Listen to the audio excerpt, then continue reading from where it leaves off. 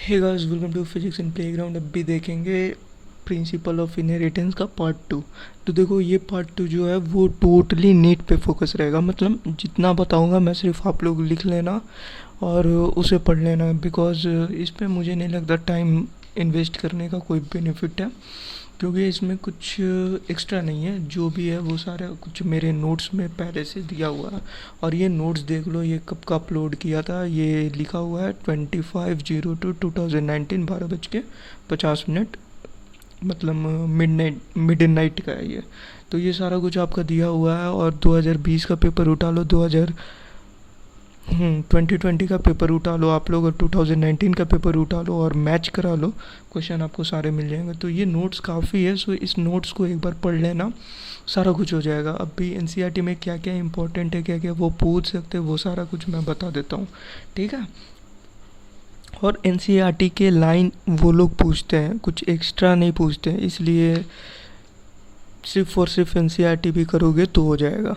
अब नीट 2021 के लिए सबसे पहले ये 6 पॉइंट देख लेना। इसमें सबसे पहला पॉइंट आता है प्लेयोट्रॉपिक इनहेरिटेंस किसे बोलते हैं। अभी तक हम लोगों ने देखा था कोडोमिनेंस। कोडोमिनेंस देखें वहाँ पे कि एबीओ ब्लड ग्रुप के साथ कैसा कैसा हो रहा था। तो यहाँ पे उन लोगों ने एक क्वेश्चन पूछा, do you realize that the example of ABO blood grouping also provides a good example of multiple alleles. तो यस और नो। तो आगे पढ़ते हैं। इन लोगों ने खुद बताया, here you can see that there are more than two, that is 3 alleles, A B I, I A I B I, ठीक है, small I, governing the same character. Since in an individual only 2 alleles can be present, multiple alleles can be found only when population studies are made. Only when population studies are made. अब population studies से आपकी concept आ गई प्लेयोट्रॉपिक and polygenic inheritance, ठीक है। तो प्लेयोट्रॉपिक inheritance किसे बोलते हैं, एक वर्ड में अगर देखा जाए ना, 2016 नीट 2016 फेज 1 में पूछा गया था, single gene control many character, it means pleiotropic inheritance है। Many gene control one character, polygenic inheritance. Polygenic inheritance का एग्जांपल क्या क्या होता है, स्किन होता है, फिर से कलर होता है, हाइट होता है। तो ये सारा कुछ हो जाता है पॉलीजेनिक इनहेरिटेंस का एग्जांपल। और प्लेयोट्रॉपिक इनहेरिटेंस का एग्जांपल क्या होता है, प्लेयोट्रॉपिक इनहेरिटेंस में सिंगल जीन या सिंगल फिनोटाइप और ट्रेट कंट्रोल मेनी कैरेक्टर। तो इसमें आप लोगों का एग्जांपल एक डिजीज़ होता है फिनाइल केटोनूरिया, वो इसका एग्जांपल है, तो याद रखना, ठीक है। The disease is caused by mutation in the gene that codes for the enzyme phenyl alanine hydroxylase. Single gene mutation होती है वहाँ पे, ठीक है। तो क्या हो गया इसका एग्जांपल, प्लेयोट्रॉपी का एग्जांपल हो गया फिनाइल केटोनूरिया। वो सारा कुछ आगे आप लोगों को मिल जाएगा, वो डिजीज़ भी। फिर आता है थैलेसीमिया। तो थैलेसीमिया नीट 2017 में एक क्वेश्चन पूछा था कि कौन सा क्वांटिटेटिव डिजीज़ होता है और कौन सा क्वालिटेटिव डिजीज़ होता है। तो थैलेसीमिया होता है क्या, thalassemia is also an autosome linked recessive blood disease. Autosome linked recessive पे फोकस करना, recessive blood disease transmitted from parents to the offspring when both the partners are unaffected carrier for the gene, ठीक है। उसमें क्या क्या होता है, उसमें आप लोगों का जो क्रोमोसोम्स होता है, ये देखो यहाँ पे, उसमें आप लोगों का HbA1 एंड HbA2 क्रोमोसोम्स होता है। Thalassemia is controlled by 2 closely linked gene HbA1 and HbA2 on chromosomes 16, chromosomes number 16, ठीक है। ये 2017 में पूछा था ये question. Thalassemia is quantitative disease and sickle cell anaemia is qualitative disease. जो हम लोगों का अब 2021 में वो लोग डिराइव करके पूछ सकते हैं ये कौन से क्रोमोसोम्स पे रहते हैं, थैलेसीमिया 16 पे, ठीक है, of each parent, and it is observe due to mutation और डिलीशन ऑफ वन और मोर ऑफ द 4 जीन्स। कितने जीन्स डिलीट होते हैं या म्यूटेशन होता है उसमें, total 4 gene. The more genes affected the less alpha globulin molecules produced, while ये बीटा है, ठीक है, एक अल्फा जीन होता है और एक बीटा जीन होता है। Beta thalassemia is controlled by a single gene HBB on chromosomes 11 of each parent and occurs due to mutation of one और both the genes. Thalassemia differs from sickle cell anemia in that the former is quantitative problem of the synthesizing too few globulin molecules, while the latter is मतलब sickle cell anemia is problem of synthesizing an incorrectly functioning globin. ठीक है, तो ये 2017 में पूछा गया था। तो थैलेसीमिया आप लोग अच्छे से देख लेना। फिर आता है कलर ब्लाइंडनेस। तो कलर ब्लाइंडनेस भी पढ़ लेना। कलर ब्लाइंडनेस में क्या होता है, this is because the genes that lead to red green colour blindness are on the X chromosomes, और एक्स क्रोमोजोम्स पे है, उसके कारण क्या होगा, it occurs in about 8% of males and only about 0.4% of females. ठीक है, फीमेल्स में बहुत कम होता है, मेल्स में ज़्यादा होता है। क्यों होता है ऐसा, क्योंकि जो रेड ग्रीन कलर ब्लाइंडनेस का जो जीन होता है वो एक्स क्रोमोजोम्स पे होता है। ठीक है, तो ये सारा कुछ कॉन्सेप्ट है, ये भी सारा कुछ एनसीईआरटी में दे रखा है, सारा कुछ पढ़ लेना। फिर एपिस्टेसिस होता है, एपिस्टेसिस मेरे नोट से पढ़ लेना। एंड कॉम्प्लीमेंट्री जीन का जो रेशियो होता है वो भी मेरे नोट्स में है 9:7। ठीक है, वो भी देख लेना। और सेक्स डिटर्मिनेशन इन हनी बी, सेक्स डिटर्मिनेशन इन हनी बी ये भी इम्पोर्टेंट है, ये भी देख लेना। इसमें आप लोगों को बहुत कुछ जानने को मिलेगा, ड्रोन क्या होता है और फीमेल क्या होती है, ठीक है, और मेल क्या होता है, सारा कुछ इसमें मिलेगा आप लोगों को। फीमेल में 32 क्रोमोसोम्स होता है, म्यूसिस होता है, गैमेट 16 फॉर्म करके मेल बनता है। ठीक है, अब इस एनसीईआरटी में लिखा हुआ है, an offspring formed from the union of sperm and an egg develops as a female queen or worker, and an unfertilized egg develops as a male। ध्यान से सुनना, unfertilized egg, ठीक है, develops as a male।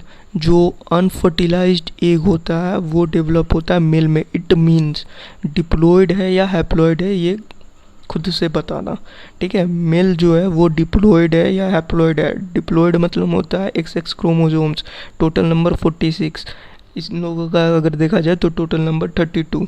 ठीक है, और haploid हो जाता है 16। तो अब बताना मेल्स में 16 क्रोमोसोम्स होंगे या 32 क्रोमोसोम्स होंगे। तो मेल को ड्रोन भी बोलते हैं। Bye means of parthenogenesis, parthenogenesis का कॉन्सेप्ट आप लोगों को याद होगा। पार्थेनोजेनेसिस क्या होता है, sexual reproduction without fertilization, sexual reproduction without fertilization। And parthenocarpy क्या होता है, सीडलेस फ्रूट, एग्जाम्पल बनाना। तो ये सारा कुछ ये याद रखना। ये सारा एग्ज़ाम का क्वेश्चन 2016 और 15 का पेपर आप उठा करके देख सकते हैं। जितना कुछ मैंने बताया ये सारा एग्ज़ाम में पूछा जा चुका है। बस इतना ही है sex determination of honey bee में। ठीक है, एक ड्रोन का कॉन्सेप्ट है, मेल का पूछ लेगा क्रोमोसोम्स क्या होता है, तो वो थोड़ा सा कन्फ्यूज़न क्रिएट कर सकता है। अब देखते हैं, inheritance of 2 gene, double hybrid दिया मतलब डाई हाइब्रिड दिया है। ये आप लोग बहुत इजीली सॉल्व कर लोगे, इतना मुझे मतलब भरोसा आप लोगों पे कि ये बच्चों का काम है, ये सारा कुछ कर लोगे। अभी नीट पे फोकस कर रहे हैं, तो नीट में क्या क्या पूछेगा वो देखते हैं।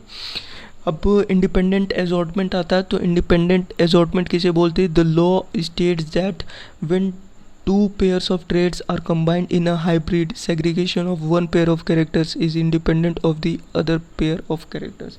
ठीक है, हनी बी वाला समझा देता हूँ बिकॉज शायद ना समझ आए किसी को।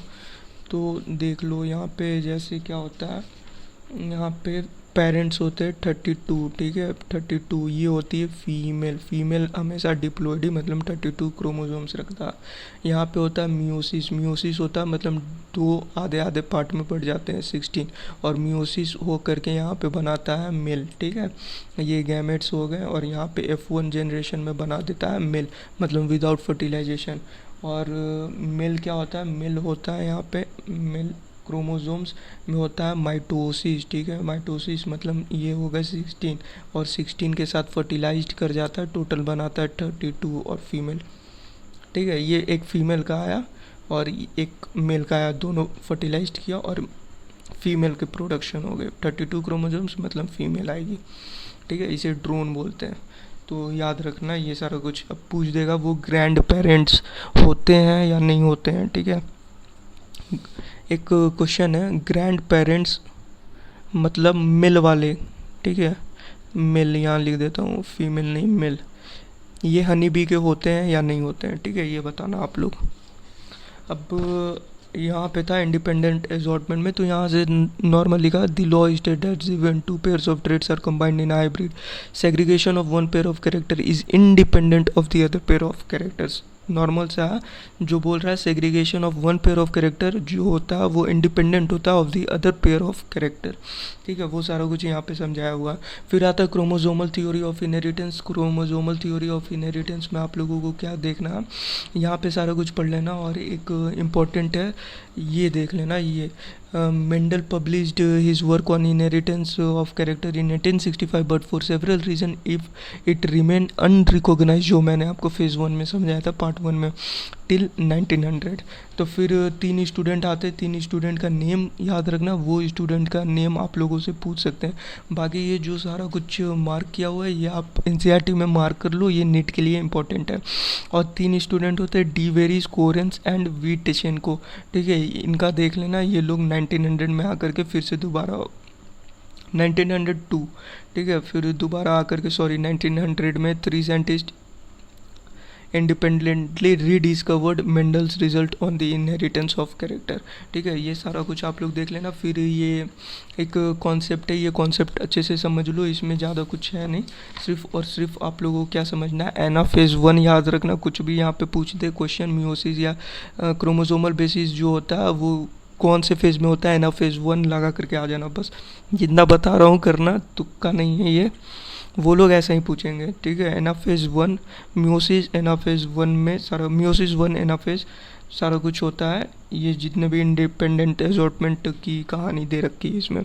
फिर आता है ये सारा कुछ सटन एंड वोवेरी जो थे वो लड़ पड़े क्रोमोजोमल थ्योरी ऑफ इनहेरिटेंस को लेकर के। तो फिर एक थॉमस हंट मॉर्गन थे, थॉमस हंट मॉर्गन भाई साहब ने एक्सपेरिमेंटल प्रूफ किया क्रोमोजोमल थ्योरी ऑफ इनहेरिटेंस को। नीट 2015 में पूछा जा चुका है, तो ये इंपॉर्टेंट है। अब उन्होंने ड्रोसोफिला मेलानोगैस्टर नाम की एक एनिमल को लिया, ठीक है, एनिमल क्या है, इंसेक्ट है या फ्रूट फ्लाइज है, ठीक है, फ्रूट फ्लाइज को लिया उन लोगों ने और फिर उस पर रिसर्च किया। तो रिसर्च करने के बाद उन लोगों को मिला सारा कुछ क्रोमोसोमल थ्योरी ऑफ इनहेरिटेंस का कॉन्सेप्ट, ठीक है। अब इसी को क्यों लिया गया वो यहाँ पे लिखा हुआ है, they could be because they could be, यहाँ पे लिखा है which were found very suitable for such studies, they could be grown on simple synthetic medium.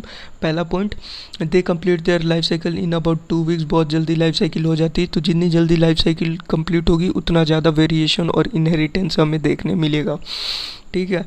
और तरह तरह के जितने भी इवॉल्व चीज़ें देखने मिलेगी हम लोगों को बहुत जल्दी हो जाएगा। अब ह्यूमन बींग्स में अब पूरा वो लाइफ साइकिल 60 ईयर्स तक, फिर जो न्यू प्रोजेनी होती है उसकी 60 ईयर्स, तो खुद का भी तो लाइफ है भैया सेम। तो और रैट वगैरह में भी बहुत ज़्यादा उसका टाइम पीरियड हो जाता है। सो उतना आप लोग जनरेशन पे स्टडी नहीं कर पाते, इसलिए इसे लिया गया था। अब यहाँ पे आता है single mating could produce a large number of progeny flies, ठीक है, तो ये भी इंपॉर्टेंट था। Also there was a clear differentiation of the sexes, the male and the female flies are also easily distinguishable, also it has many types of hereditary variation that can be seen with low power microscope. तो ये सारा कुछ कहानी था। अब आता है linkage and recombination, तो ये कॉन्सेप्ट भी बहुत आसान है। अब हुआ क्या, अब डाई हाइब्रिड क्रॉसिंग पे सारा कुछ चल रहा था। तो डाई हाइब्रिड क्रॉसिंग पे एक मॉर्गन भाई साहब थे जिन्होंने लिंकेज दिया, ठीक है। क्रोमोसोमल बेसिस ऑफ इनहेरिटेंस चल रहा था, तो उस पर मॉर्गन भाई साहब भी आ गए। थॉमस मॉर्गन ने प्रैक्टिकल दिया था, ठीक है, एक्सपेरिमेंटल प्रूफ किया था वो सारा कुछ। तो यहाँ से उन्होंने एक लिंकेज नाम की चीज़ निकाली। अब लिंकेज होता क्या, उन्होंने क्या करवाया, ये एनसीईआरटी में नहीं दिया है इसलिए मैं समझा दे रहा हूँ। लिंकेज में होता क्या है, लिंकेज में एक जैसे हम लोगों ने डाई हाइब्रिड क्रॉस कराया, तो डाई हाइब्रिड उन्होंने भी क्रॉस कराया, टेस्ट क्रॉस फलाना फलाना क्रॉस करवाया। तो जो हम लोगों का F1 F2 जनरेशन में जो रेशियो आती है वो इनको जो रेशियो मिली थी वो मिली 7:1:1:1:7, ठीक है, ये आ गया। और फिर एक बार उन्होंने करवाया तो उन्हें मिला 1:7:7:1, ये टेस्ट क्रॉस कराया गया था, ठीक है। टेस्ट क्रॉस में मैंने बताया डाई हाइब्रिड में याद रखना 1:1:1:1। तो यहाँ पे उन लोगों ने देखा, उन्होंने देखा, मॉर्गन भाई साहब ने देखा कि जो हम लोगों का पेरेंटल आ रहा है, इसे हम लोग बोलते हैं कपलिंग, जो हम लोगों का पेरेंटल जीन है वो डोमिनेंट कर रहा है, ठीक है। कितने हैं टोटल? 14 आ रहे हैं, ठीक है। अब जो भी होगा ग्रीन, येलो, टॉल, ड्रॉप, जो भी होगा पेरेंटल जो है वो डोमिनेंट कर रहे हैं, तो इसे उन्होंने नाम दिया था कपलिंग, ठीक है। इसे क्या बोलते हैं? कपलिंग। अब फिर एक बार करवाया तो वहाँ पे देखा गया कि जो हम लोगों का रेशियो आ रहा है उसमें हम लोगों का पेरेंटल कम आ रहा है, रिकॉम्बिनेशन जो जीन है वो रिकॉम्बिनेशन ज़्यादा आ रहे हैं, तो इसे रिकॉम्बिनेशन वाले डोमिनेंट कर गए, ठीक है। पहले में पेरेंटल डोमिनेंट किया, दूसरे में रिकॉम्बिनेशन डोमिनेंट कर दिया, और इसे नाम दे दिया उन लोगों ने रिपल्सन, ठीक है। जबकि ये गलत है, ये सारा कुछ गलत है। रियल रेशियो बाद में मालूम चला, डाई हाइब्रिड का टेस्ट क्रॉस कराने पे रियल रेशियो 1:1:1:1 होता है, ठीक है। तो बट ऐसा साइंटिस्ट है भैया, अब उन्हें तो डायरेक्ट नहीं होगा, सारा कुछ रिसर्च करना पड़ता है, रिसर्च करने के बाद सारा कुछ मालूम चलता है। तो रिसर्च किया गया तो फिर कपलिंग और रिपल्सन की कॉन्सेप्ट आई, और फिर वहाँ से मालूम चला कि जो पेरेंट है वो डोमिनेंट कर रहे हैं कपलिंग में। फिर देखा कि एक ऐसा भी कंडीशन है जहाँ रिकॉम्बिनेशन है वो भी डोमिनेंट कर रहे हैं रिपल्सन में, तो जो पेरेंट डोमिनेंट कर रहे हैं उन्हें नाम दे दिया लिंकेज, ठीक है। क्या नाम दे दिया? लिंकेज। और जहाँ पे रिकॉम्बिनेशन डोमिनेंट कर रहे हैं, जो दो मिल करके रिकॉम्बाइन हो करके एक बना रहे हैं, तो उसे नाम दे दिया रिकॉम्बिनेशन। एंड यहाँ से एक कॉन्सेप्ट निकल के आया, linkage is inversely proportional to recombination, और इसी पे वो लोग न्यूमेरिकल पूछ लेंगे। और एक जितना भी न्यूमेरिकल है वो सारा कुछ मैंने पार्ट 1 के डिस्क्रिप्शन में दे दिया है, नोट्स वगैरह और सारा कुछ पार्ट 1 के डिस्क्रिप्शन में डला हुआ है, ठीक है। तो वहाँ से आप लोग देख लेना।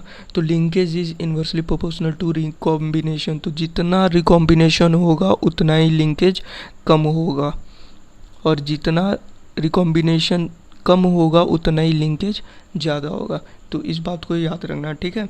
अब क्या हुआ कि यहाँ से कुछ कहानी बनी नहीं, तो फिर इनके स्टूडेंट थे, ये 2018 में पूछा, नीट 2018 में पूछा, लिंकेज 2016 में पूछा, क्रोमोसोमल बेसिस थ्योरी जो ड्रोसोफिला वाला है वो 2015 में पूछा गया है, ठीक है। तो सारा कुछ याद रखना बहुत इंपॉर्टेंट है। ये है स्टुअर्ट वेंट, ये 2018 में मैच ऑफ द फॉलोइंग करके पूछा गया था। C180 भी था, स्टुअर्ट वेंट भी था, और एक आप लोग सेक्स डिटर्मिनेशन पे पढ़ोगे ड्रोसोफिला का जो क्रोमोसोम होता है वो क्या होता है, ठीक है। वो सारा कुछ मैं दिखाऊंगा वहाँ पे। एक वो था, 4 ऑप्शन थे, बोला गया था कौन सा करेक्ट है।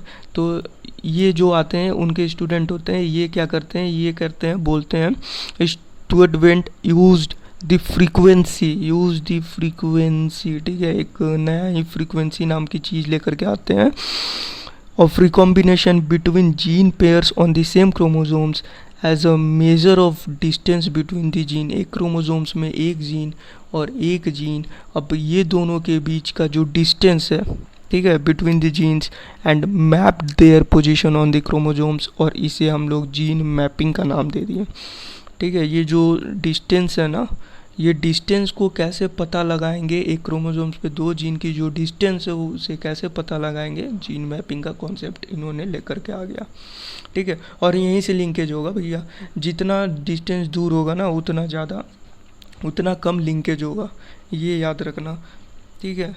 और जितना करीब होगा उतना ज़्यादा लिंकेज होने की संभावना रहेगी। तो ये सारा कॉन्सेप्ट आप लोगों का यहाँ पे दे रखा है, मेरे नोट्स में बहुत अच्छे से एक्सप्लेन किया गया है, ना समझ में आए तो वो पढ़ लेना। देखो, Alfred Sturtevant used the frequency of a recombination between genes pair on the same chromosomes as a measure of the distance between genes and map their position on the chromosomes. तो ये सारा कुछ था। और फिर जो मैंने coupling repulsion में मैंने समझाया वही यहाँ पे दे रखा, 37.2% रिकॉम्बिनेशन हो गया, 1.3% रिकॉम्बिनेशन हो गया पहला में, मतलब linkage is inversely proportional to combination जो बताया वो यहाँ पे दिया। The genes white and yellow were very tightly linked, बहुत ज़्यादा टाइटली लिंक्ड है, तो रिकॉम्बिनेशन की परसेंटेज देखो 1.3 है। While white and miniature wing सोड इतना % ऑफ रिकॉम्बिनेशन, बिकॉज जो लिंकेज थी वो बहुत ही कम था। ठीक है, समझ गए। तो ये लिंकेज का, और इसे समझाने के लिए इन लोगों ने बहुत कुछ ये सारा कुछ एक्सप्लेन किया है, तो इसे भी आप लोग समझ सकते हैं। तो लिंकेज किसने दिया, रिकॉम्बिनेशन कहाँ से आया, और जीन मैपिंग किसने दिया। जीन मैपिंग से न्यूमेरिकल क्या पूछे जाते हैं, परसेंटेज करके पूछा जाता है। बता ही देता हूँ कैसे पूछेंगे वो लोग, बहुत आसान है यार। ए बी के बीच का डिस्टेंस है 20%, सी बी का डिस्टेंस है 10%, तो ए सी का डिस्टेंस क्या होगा बता दो, यही रहता है क्वेश्चन। तो यहाँ से हम लोग ए बी सी कर लेना, ए बी का डिस्टेंस 20%, बी सी का 10%, तो ए सी का डिस्टेंस 30% हो गया फाइनल आंसर। तो ये सारा कुछ होता है, और भी बहुत सारे न्यूमेरिकल्स बन सकते हैं, आसान आसान होता है सारा कुछ, वो कर लेना। अब आते हैं सेक्स डिटर्मिनेशन। सेक्स डिटर्मिनेशन में सिर्फ हैंकिंग का नाम याद रखना, हैंकिंग ने सबसे पहले दिया था एक्स बॉडी के लिए, बाकी ये सिर्फ पढ़ लो, ये नीट 2021 के लिए इम्पोर्टेंट है। ठीक है, और हाँ एक पॉइंट यहाँ पे लिखा हुआ है, यहाँ पे नहीं दिया हुआ। Grasshopper is an example of X O type of sex determination in which the males have only one X chromosome beside the autosomes, whereas female have a pair of X chromosomes. तो ये पूरा याद रखना, ये मैंने community post पे भी question किया था। मैंने क्या किया कि मेल और फीमेल दे करके पूछ लिया कि किसका क्या होता है, तो ग्रास हॉपर ये इंपॉर्टेंट है, तो इसे याद रखना। नीट 2021, 2020 नहीं 2021। अब नेक्स्ट आते हैं हम लोग, सारा कुछ देख लेना, बच्चों वाली चीज़ है, एक्स और एक्स वाई कैसे होता है। म्यूटेशन नोट्स पढ़ लेना, अच्छा है। पेडिग्री हेम्योपैथिक डॉक्टर के पास, या डायबिटीज़ पेशेंट या कोई भी पेशेंट होते हैं जो पेरेंटल, ऐसा लगता है कि ये आया है, मतलब सदियों से चले आ रही है बीमारी आपकी फैमिली में। जैसे लाइक हेम्योपैथिक, बहुत डॉक्टर के पास अगर जाओगे तो वो आपके पूरी फैमिली की बैकग्राउंड पूछते हैं कि उन्हें क्या था, उन्हें कुछ बीमारी थी, उन्हें कैसा था, सारा कुछ। ठीक है, यूएसएमएलई में भी बहुत कुछ दिया हुआ रहता है। एक क्वेश्चन को पढ़ने में कम से कम प्रैक्टिस नहीं होगा तो 30 मिनट्स लग जाता है, बिकॉज उनकी grand mother, grand father, father mother, sister, brother, ठीक है, सबका बुआ वगैरह सबका लिखा हुआ रहता है। उनको ये था, वो था, ऐसा था, ऐसा था, अब बताओ भैया इसे क्या है। तो क्योंकि डिजीज़ बहुत सारे ऐसे होते हैं लाइक डायबिटीज़ वगैरह भी, कि वो इनहेरिट करते हैं।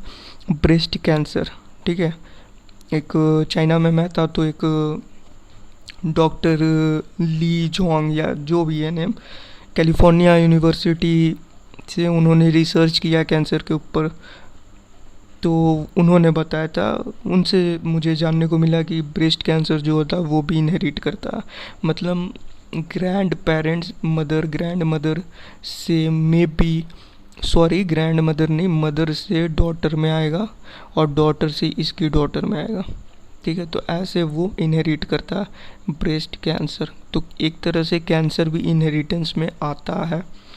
बहुतों को बोलोगे तो ये चीज़ समझ में नहीं आएगा, बिकॉज वो लोग बोलेंगे कैंसर तो भैया एक तरह से समझो कि ट्यूमर है या जो भी है।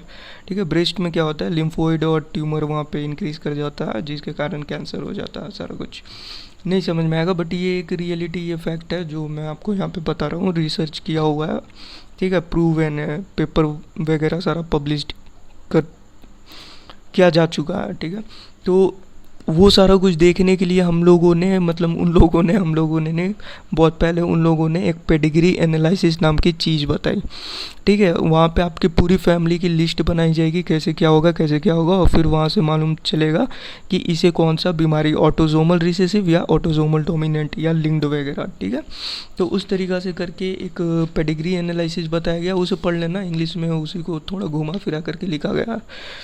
मेल का स्क्वायर ऐसे होता है, फीमेल सर्कल होता है, सेक्स अनस्पेसिफाइड ऐसे होता है, अफेक्टेड सारे कलर रहेंगे, अफेक्टेड इंडिविजुअल, मेटिंग मतलब single line, mating between relatives, अगर रिलेटिव्स में मेटिंग होती है, जैसे एक कम्युनिटी होती है जहाँ पे फैमिलीज़ में भी मैरिज हो जाती है, तो वहाँ पे अगर मीटिंग होता है तब क्या होगा। ठीक है, parents एवव and children below, parents ऊपर रहते हैं, जो चिल्ड्रन होते हैं वो नीचे रहता है। ऐसा पेडिग्री एनालिसिस का स्ट्रक्चर होता है। Parents with male child child affected with disease. ये जो पेरेंट्स है ये मेल चाइल्ड है इनके, और ये अफेक्टेड है बिकॉज रेड है अफेक्टेड इंडिविजुअल।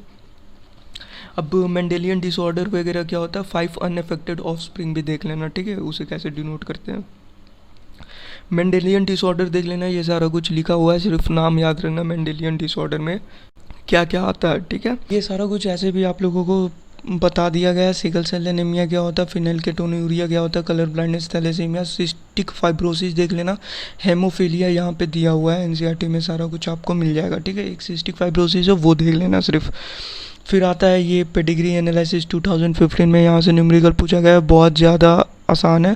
फीमेल रिसेसिव जो है वहाँ पे अफेक्टेड है, ठीक है, और ये ऑटोजोमल डोमिनेंट ट्रेट है, फॉर एग्जांपल मायोटोनिक डिस्ट्रॉफी। और एक ये जो दिया हुआ है यहाँ पे मेल अफेक्टेड जो है वो रिसेसिव ट्रेट है, और इसका एग्जांपल है autosomal recessive trait, example sickle cell anaemia, ठीक है।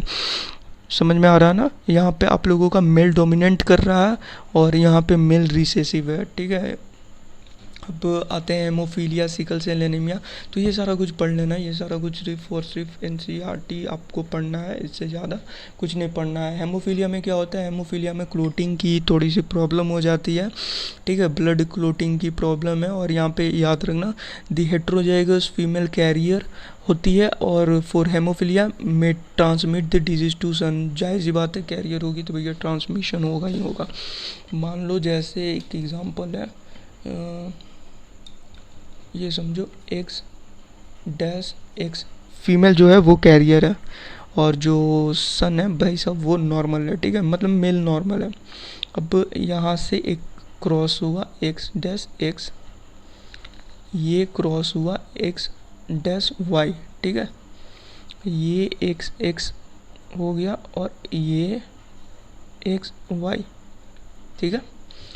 अब ये जो है ये कैरियर होगी फीमेल, ये फीमेल नॉर्मल होगी, ये जो मेल है एक्स वाई ये नॉर्मल होगा, और ये एक्स डैश वाई जो है ये अफेक्टेड होगा, ठीक है, ये अफेक्टेड होगा। तो यहाँ पे इस फीमेल कैरियर थी, हेमोफीलिया नहीं था इसे, ये कैरियर थी, तो क्या फीमेल को हेमोफीलिया हुआ प्रोजेनी में?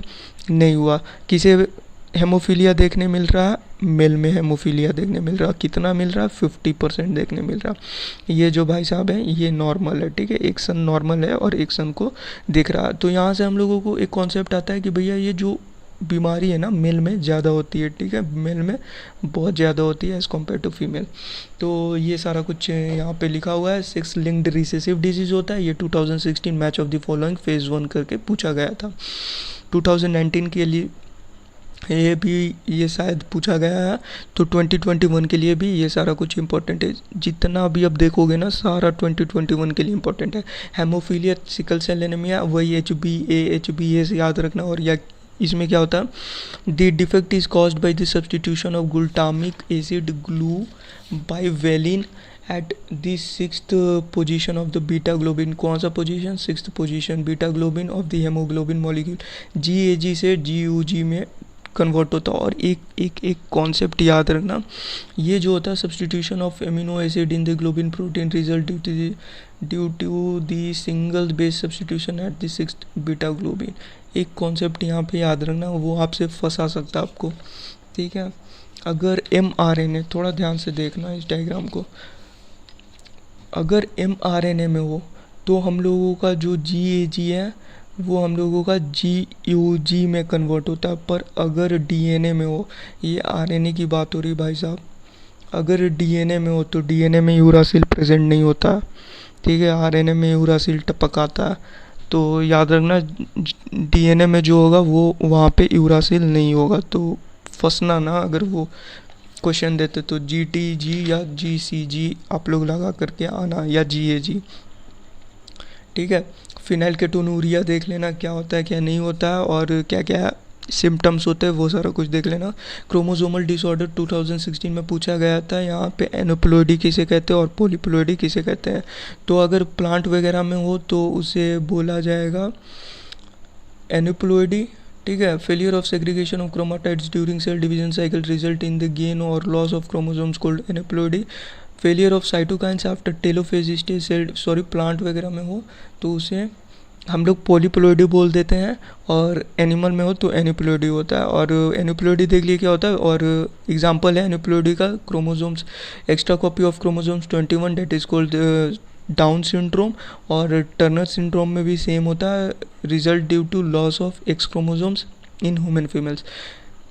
Polyploidy cytokines after failure of cytokines kinesis after telophase stage of cell division result in an increase in a whole set of chromosomes।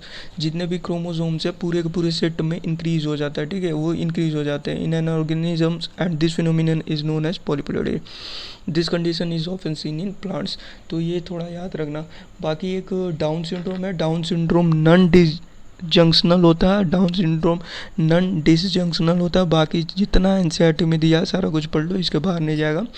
XXY chromosomes इनका होता है 47। और गायनेकोमास्टिया किसे बोलते हैं, गायनेकोमास्टिया डेवलपमेंट ऑफ ब्रेस्ट को बोलते हैं, ठीक है। टर्नर सिंड्रोम ये भी नॉर्मल है 45 विथ 100 क्रोमोसोम्स, एक क्रोमोसोम्स मिसिंग होती है। जो फीमेल होते हैं वो स्टेराइल होते हैं, स्टेराइल मतलब they can not reproduce as ovaries are rudimentary besides other features including lack of the other secondary sexual. अभी रिसेंटली एक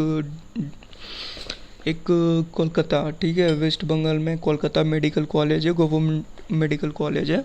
रिसेंटली अभी 2020 की बात है, ये रिसेंटली तो नहीं बट हाँ 1 साल हो गया, करीबन 1 साल, ठीक है। तो एक क्या होता है, एक फ़ीमेल होती है, वो फीमेल एक्चुअली मेल होती है, ठीक है, फीमेल नहीं, वो एक्चुअल में मेल होता है, इंटरनली वो मेल होता है बट एक्सटर्नली वो फीमेल।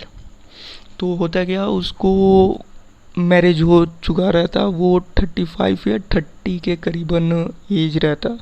तो अचानक से उसे स्टमक एक होता है, मतलब बहुत ही अच्छा खासा पेन होता है स्टमक में, ठीक है। एब्डोमेन पेन होता है बहुत तगड़ा वाला। तो एब्डोमेन पेन होने के कारण उसे हॉस्पिटल ले जाया जाता है, कोलकाता मेडिकल कॉलेज है। तो उस हॉस्पिटल में उसकी सारा कुछ होता है, डायग्नोसिस होता है, उसे अल्ट्रासाउंड वगैरह कराया जाता है। तो अल्ट्रासाउंड में बहुत कुछ मालूम चलता है। जो टेस्टिस होता है ना, वो टेस्टिस डेवलप हो रखे हैं इसके बॉडी के अंदर, ठीक है। और फेलोपियन ट्यूब, ओवरीज, ये सारे के सारे मिसिंग थे, ठीक है। समझ में आ रही है चीज़ है। एक्सटर्नली वो फीमेल है बट इंटरनली वो सारा का सारा मेल की जो भी डेवलपमेंट है, लाइक गोनाडोट्रोपिन्स, जितने भी सेक्सुअल रिप्रोडक्टिव ऑर्गन्स होते हैं, वो सारा कुछ डेवलप्ड था, फुल्ली डेवलप्ड था वो, बट इंटरनली था सारा कुछ। तो ऐसे ऐसे केस भी होते हैं। ये सारा कुछ क्रोमोसोमल्स लेवल पे आप लोग फिजियोलॉजी में सारा कुछ पढ़ोगे, हायर लेवल पे जेनेटिक डिसऑर्डर में, ठीक है। और पैथोलॉजी में भी जेनेटिक डिसऑर्डर में बहुत कुछ पढ़ा जाता। जेनेटिक डिसफंक्शन नाम से एक है, BRS मैं जो बुक पढ़ता हूँ USMLE के लिए बेस्ट है, इसके क्वेश्चंस भी बड़े अच्छे अच्छे हैं। तो BRS पैथोलॉजी रिव्यू बुक है, बहुत ही छोटा पतला बुक है। अगर स्टार्टिंग पढ़ना है तो वो आप लोग फिजियोलॉजी अच्छे से पढ़ लो, तो सारा कुछ समझ में आ जाएगा आप लोगों को, ठीक है। So thanks and best of luck for your exam. बस इतना ही था, नोट्स देख लेना जितना मैंने बताया, ये भी लिख ही देता हूँ।